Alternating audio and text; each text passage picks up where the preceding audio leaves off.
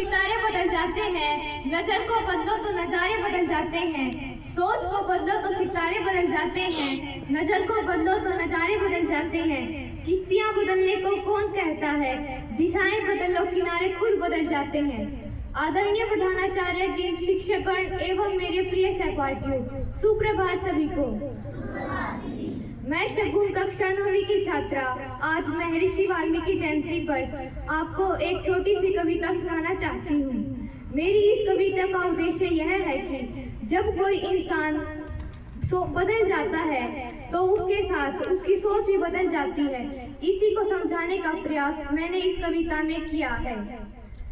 सोच बदलते ही अंतर्मन में युद्ध छिड़ जाता है, रत्नाकर जैसा डाकू भी महर्षि वाल्मीकि बन जाता है।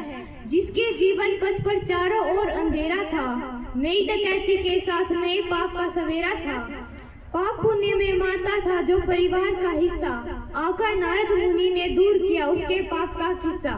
कहते हैं महर्षि वाल्मीकि डाकू थे और रत्नाकर इनका नाम था। तब नारद मुनि ने आकर इनका भ्रम दूर किया और इनकी सोच बदली, ये डाकू से महर्षि बन गई।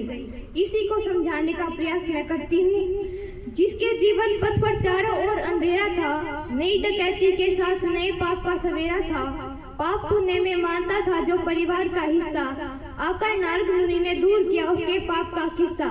रत्नाकर का प्रश्न, मेरे पाप का साथी कौन है? नाम में सिर हिला सबका तो लगा सारी सृष्टि मौन है।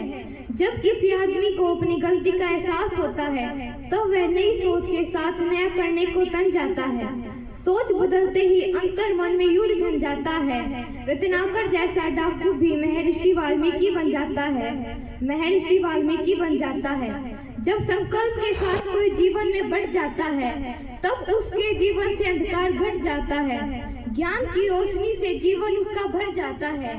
अपनी मेहनत के दम से जग को रोशन कर जाता है। जो रत्नाकर जंगल में डाकू बनकर जीता था, न जाने रोज कितने गरीबों का खून पीता था, वही रत्नाकर रामायण जैसा महाकाव्य लिखकर संसार की नजरों में महर्षि वाल्मीकि बन जाता है। सोच बदलते ही अंतर्मन में युद्ध छिड़ जाता है, रत्नाकर जैसा डाकू भी महर्षि वाल्मीकि बन जाता है। कविता सुनने के लिए आप सबका धन्यवाद। अंत में बस इतना ही कहना चाहूंगी कि सिर्फ पानी और पसीने में बड़ा अंतर है, एक पत्थर और नगीने में बड़ा अंतर है।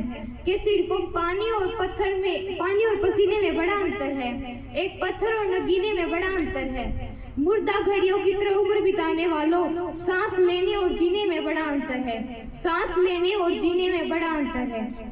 जब कोई अंधकार से लड़ने का संकल्प कर लेता है, एक अकेला जुगनू भी सारा अंधकार हर लेता है, सारा अंधकार हर लेता है। धन्यवाद।